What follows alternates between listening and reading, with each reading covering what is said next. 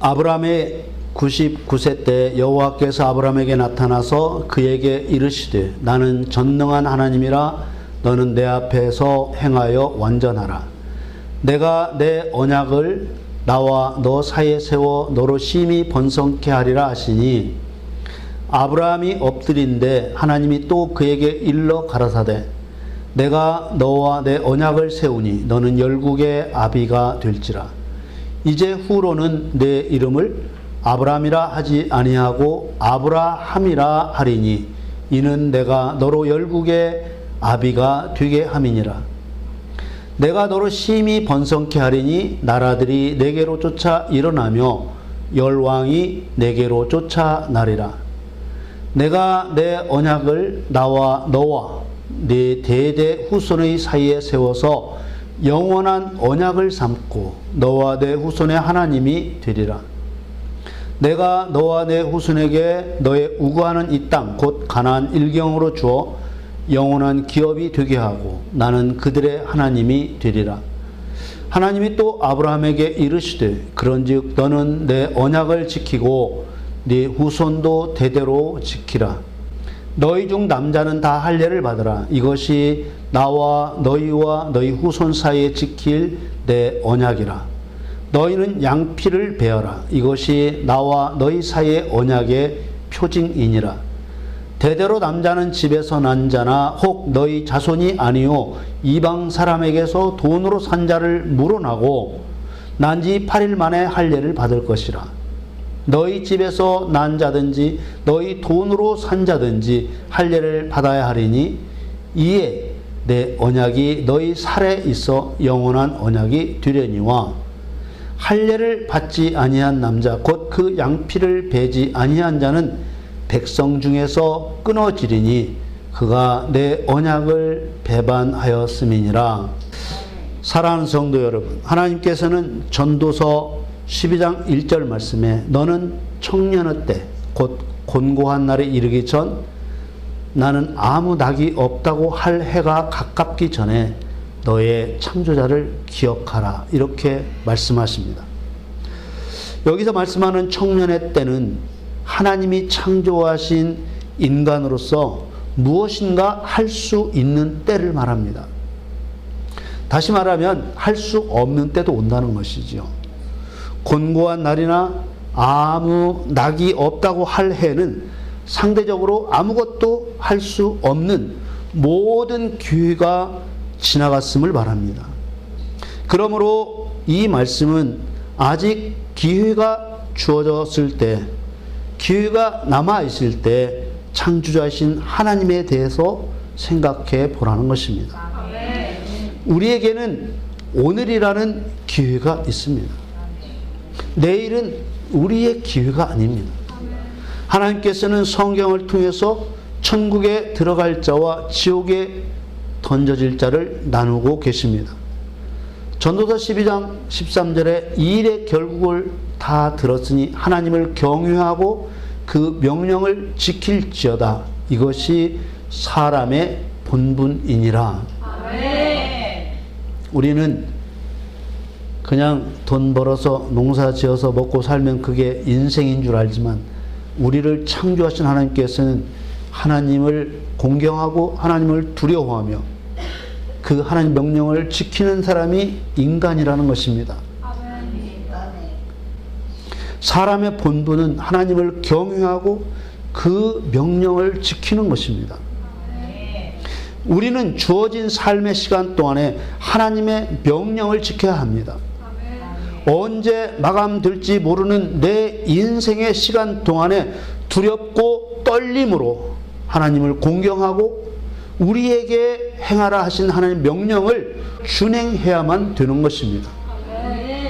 그게 사람의 할 일이라는 것입니다.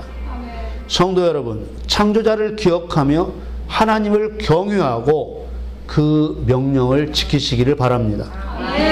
사람의 본분을 다하는 복된 성도가 되시기를 간절히 축원합니다. 하나님께서는 모든 사람의 일생을 선한 일과 악한 일로 구분하여 판단하십니다. 전도서 12장 14절에 하나님은 모든 행위와 모든 은밀한 일을 선악간에 심판하시리라. 하나님께서는 드러난 말과 행동뿐만 아니라 마음의 생각까지도 감찰하시고 선악간에 심판하시는 것입니다. 여호와 하나님은 전능하시고 유일하신 참 신이십니다. 우리가 믿는 하나님은 신이십니다. 우리가 믿는 하나님은 온 세상을 창조하신 신이십니다. 신이신 여호와께서 이 세상에서 사람 농사를 지어서 타작 마당에서 알곡과 같은 사람은 천국에 들이시고 쭉정이는 지옥불에 던져 넣으시는 것이지요. 하나님을 경외하고 그 명령을 지키는 자는 천국에 들이실 것이요, 하나님을 경외하지 않고 그 명령을 지키지 않는 자는 지옥에 던지실 것입니다.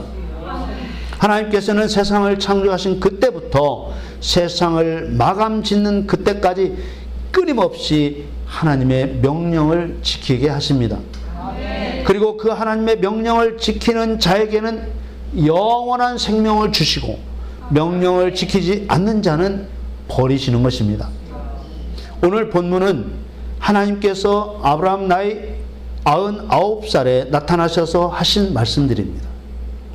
이때는 아브라함으로 이름을 바꾸기 전이었습니다. 하나님께서는 아브라함에게 자신을 전능하신 신이라고 밝히시며 내 앞에서 행하여 완전한 자가 되라고 하십니다. 창세기 17장 1절 말씀에 아브라함의 99세 때에 여호와께서 아브라함에게 나타나서 그에게 이르시되 나는 전능한 하나님이라 너는 내 앞에서 행하여 완전하라. 하나님께서 아브라함에게 행하라고 하신 것은 이어서 나오는 말씀처럼 할례였습니다. 할례를 행하라고 하신 것입니다. 할례란 남자 성기의 양피를 베어내는 것을 말합니다. 할례를 행하여 완전하라는 말씀은 할례를 행하여 흠 없게 되라는 말입니다. 이것은 할례를 행하면 하나님께서 흠 없는 완전한 자로 인정해 주시겠다는 말씀입니다. 그러나 할례를 행하지 않으면 흠이 있는 그대로 있다는 뜻이죠. 할례는 쇠로 만든 칼로 하는 것이 아니었습니다. 할례는 차돌을 깰 때 생기는 날카로운 부분으로 남자 성기의 표피를 잘라내는 것이었습니다. 돌로 만든 칼보다 더 예리한 철로 만든 칼이 있었음에도 돌칼로서 할례를 행하게 하셨습니다. 이것은 돌이 곧 그리스도를 상징하는 것이기 때문입니다. 여호수아 5장 2절에 보면 그때 여호와께서 여호수아에게 이르시되 너는 부싯돌로 칼을 만들어 이스라엘 자손들에게 다시 할례를 행하라 하시매 여호수아가 부싯돌로 칼을 만들어 할례산에서 이스라엘 자손들에게 할례를 행하니라. 반석이나 돌은 심판자 그리스도를 상징합니다. 누가복음 20장 18절에는 무릇 이 돌 위에 떨어지는 자는 깨어지겠고 이 돌이 사람 위에 떨어지면 저를 가루로 만들어 흩으리라 하시니라. 돌은 그리스도의 상징입니다. 돌 위에 떨어지는 자, 돌 위, 돌이 예수 그리스도니까 돌 위로 떨어지는 자는 회개하는 자죠. 그래서 그 죄가 산산이 깨어진다는 것이고 또 돌이 그 사람에게 떨어지면 주님께서 심판하신다는 말이기 때문에 회개치 않는 자를 그리스도께서 심판하시면 가루가 되듯이 멸망을 당한다는 뜻입니다. 예수님께서 말씀하신 것처럼 구약 성경에 기록된 모든 일은 그리스도이신 예수님과 관련이 있습니다. 구약 성경의 여러 인물들을 통해서 예수 그리스도께서 행하실 일들을 미리 보여주신 것이기 때문입니다. 예수님께서는 요한복음 5장 39절에 너희가 성경에서 영생을 얻는 줄 생각하고 성경을 상고하거니와 이 성경이 곧 내게 대하여 증거하는 것이로다. 이렇게 말씀하셨습니다. 그래서 모든 성경은 그리스도께서 행하실 일로 풀어야만 합니다. 신구약 성경 모든 말씀을 그리스도 안에서 풀지 않으면 인간의 사사로운 말이 되고 마는 것입니다. 그리스도 안에서 성경을 푼다는 말은 성경을 그리스도께서 행하실 일로 해석한다는 말입니다. 누구라도 성경이 이해되어야만 하나님의 말씀을 올바르게 따를 수 있는 것이지요. 그래서 성경은 누가 풀어도 같은 해석이 나와야 합니다.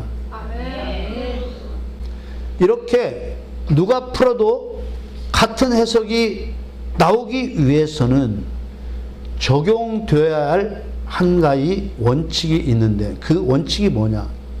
모든 성경 말씀을 심판과 구원의 관점으로 해석해서 그리스도께서 행하실 일의 시작과 종말의 직선사관, 직선의 역사 속에 올려놓음으로써 하나님의 목적을 이루어야 할 성도들이 걸어야 할 길이 되게 해야만 되는 거랍니다.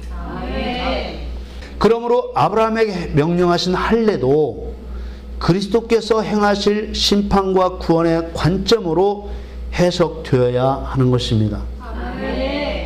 하나님이 행하시는 모든 일에는 세 가지 결과가 나타납니다. 반역자 사단에게는 멸망의 심판이 떨어지고 성도에게는 구원이 이루어지고 하나님께서는 영광을 받으시는 것입니다.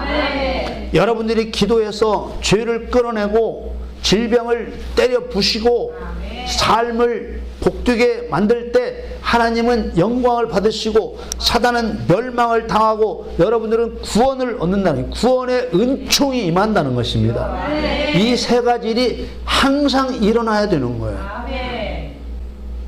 마찬가지로 상징적이지만은 아브라함이 하나님의 명령에 순종하여 할례를 행할 때 사단은 심판을 당하고 성도는 구원을 받고 하나님은 영광을 받으시는 것입니다. 정말로 아브라함이 할례를 행할 때 이 세 가지 결과가 나타나는지 우리 말씀을 통해서 확인해 봐야 합니다. 하나님께서는 자신을 전능한 하나님이라고 밝히시면서 내 앞에서 행하여 완전하라고 명령하셨습니다. 그리고 명령대로 행하여 흠없는 자로 인정받을 때 베푸실 일들을 언약해 주셨습니다. 그 약속들이 2절에서 9절까지 이어지죠. 이 약속들을 보실 때 여러분들께서 예수 그리스도를 통해 이루실 일들로 보아야 한다는 것입니다. 2절 말씀에 내가 내 언약을 나와 너 사이에 세워 너로 심히 번성케 하리라 하시니 주님은 지금 하나님은 너로 심히 번성케 될 것을 약속하고 계십니다. 이거 첫 번째 약속이에요. 네. 그리고 3절과 4절에 아브라함이 엎드린데 하나님이 또 그에게 일러 가라사대 내가 너와 내 언약을 세우니 너는 열국의 아비가 될지라. 둘째로 열국의 아비가 된다는 약속입니다. 이로 인해 이름이 고귀한 아버지란 뜻의 아브라함에서 열국의 아버지란 뜻의 아브라함으로 이름을 바꾸어 주셨습니다. 5절 말씀에 이제 후로는 네 이름을 아브라함이라 하지 않고 아브라함이라 하리니 이는 내가 너로 열국의 아비가 되게 함이니라. 열국의 아비란 많은 사람들의 아비 곧 구원받을 모든 자들의 아비라는 뜻입니다. 누구겠습니까? 당연히 그리스도를 나타내고 있는 것이죠. 고귀한 아버지라는 뜻의 아브라함이 많은 사람들의 아비라는 뜻의 아브라함으로 계명되는 이 사건은 여호와 하나님께서 예수 그리스도로 이 세상에 오셔서 많은 사람들의 아버지가 되어주시는 매우 중요한 의미를 갖고 있는 것입니다. 이런 약속들만 보더라도 예수님께서 말씀하신 대로 구약 성경에 나오는 모든 일들이 그리스도께서 행하실 일들을 미리 보여주시는 모형적인 사건들이라는 것을 알 수 있습니다. 이런 아브라함에게 하신 하나님의 언약들은 하나님 앞에서 행하여야 할 할례에 달려 있다는 것입니다. 명령대로 할례를 행하면 흠 없이 완전한 자로 인정해 줄 것이며 이런 언약들을 이루어 주실 것이라는 것이지요. 이어지는 약속을 보겠습니다. 6절에 내가 너로 심히 번성케 하리니 나라들이 내게로 쫓아 일어나며 열 왕이 내게로 쫓아나리라. 이것은 할례를 조건으로 하는 셋째 언약이죠. 아브라함을 통해 나라들이 세워지고 왕들이 세워질 것이라는 것입니다. 이 약속 또한 매우 중요한 의미를 가지고 있습니다. 왜냐하면 그리스도로 인해서 세워지는 나라와 왕은 대한민국과 같은 세상의 나라와 대통령들이 세워진다는 뜻이 아니기 때문입니다. 이 나라와 왕들은 구약시대의 나라와 왕들을 말하는 것도 아닙니다. 이는 예수 그리스도로 말미암아 사단의 종로로 타던 사람들이 하나님의 나라가 되어 하나님의 통치를 받게 되는 그런 나라를 의미하고 세워질 많은 왕들이라 하는 것도 만왕의 왕이신 하나님의 아들이 되어 누가? 여러분들이 구원받은 백성들이 하나님의 아들이 되어 예수 그리스도와 함께 왕권을 행하게 될 성도를 말하고 있기 때문입니다. 아멘. 그리고 할례를 통해서 주시겠다는 네 번째 약속이 너와 네 후손의 신이 되어 주시겠다는 것입니다. 아멘. 7절 말씀에 내가 내 언약을 나와 너와 내 대대 후손의 사이에 세워서 영원한 언약을 삼고 너와 내 후손의 하나님이 되리라. 아멘. 너와 내 후손의 하나님이 되어주신다는 것은 영원한 보호자가 되어주시겠다는 것을 말합니다. 아멘. 이제 다시는 시험하여 버리시지 않겠다는 약속입니다. 아멘. 그리고 이 약속에 덧붙여 다섯 번째로 주신 약속이 가나안 모든 땅을 주어 영원한 소유가 되게 하고 역시 하나님께서 그들의 신이 되어 주시겠다는 것입니다. 아멘. 8절 말씀에 내가 너와 네 후손에게 너의 우고하는 이 땅 곧 가나안 일경으로 주어 영원한 기업이 되게 하고 나는 그들의 하나님이 되리라. 아멘. 가나안은요 성경이 증거하고 있는 대로 천국을 상징하는 약속의 땅입니다. 아멘. 성도에게 약속된 영원한 나라는 천국입니다. 아멘. 하나님 앞에서 할례를 행하여 흠없이 완전한 자라고 인정된 자에게 약속된 것은 천국이에요. 아멘. 이 하나님의 약속은 성경에서 끊임없이 반복되다가 요한계시록에 최종적으로 분명하게 다시 약속되고 있습니다.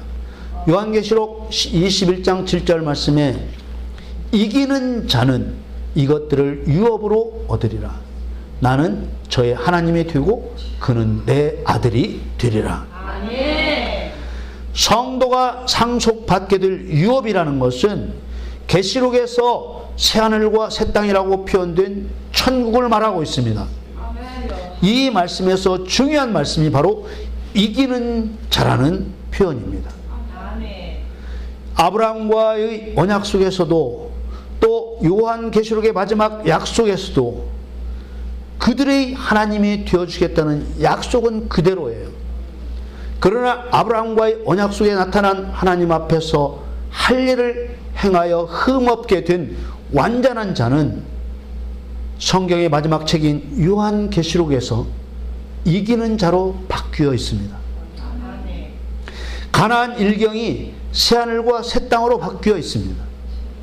이렇게 바뀐 이유는 아브라함의 언약 속에 나타나는 할례나 가나안 땅은 실제적인 것들이 아니라 앞으로 일어나게 될 일들의 모형이었기 때문입니다.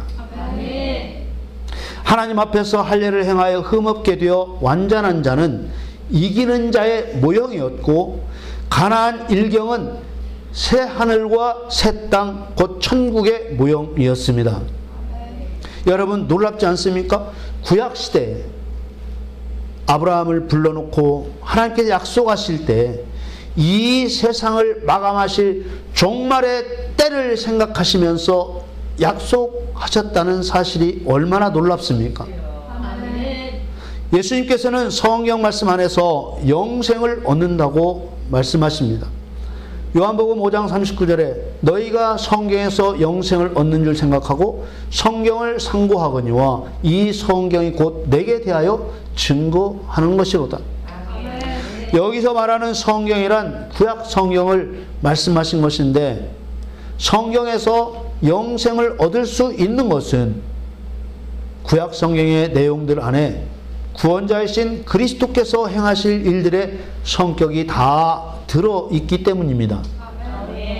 아브라함에게 명령하신 할례가 바로 그리스도께서 행하실 일이고, 그리스도와 하나가 된 성도가 명령대로 행할 때 천국에 들어갈 수 있는 것이지요.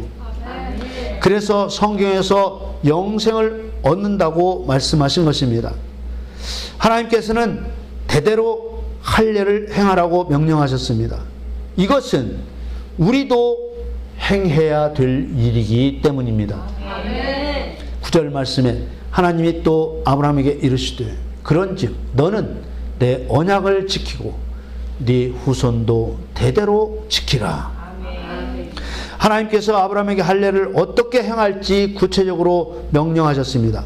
이 할례가 얼마나 중요한 일이었으면 행하지 않을 때는 백성 중에서 끊어진다고 하셨을까요? 하나님의 백성 중에서 끊어진다는 말은 영원히 버려진다는 것입니다. 10절 말씀에 너희 중 남자는 다 할례를 받으라. 이것이 나와 너희와 너희 후손 사이에 지킬 내 언약이니라. 11절에 너희는 양피를 베어라. 이것이 나와 너희 사이의 언약의 표징이니라. 12절 대대로 남자는 집에서 난 자나 혹 너희 자손이 아니요 이방 사람에게서 돈으로 산 자를 물어나고 난 지 8일 만에 할례를 받을 것이라. 13절에 너희 집에서 난 자든지 너희 돈으로 산 자든지 할례를 받아야 하리니 이에 내 언약이 너희 살에 있어 영원한 언약이 되려니와. 14절 할례를 받지 아니한 남자 곧 양피를 그 양피를 베지 아니한 자는 백성 중에서 끊어지리니 그가 내 언약을 배반하였습니다.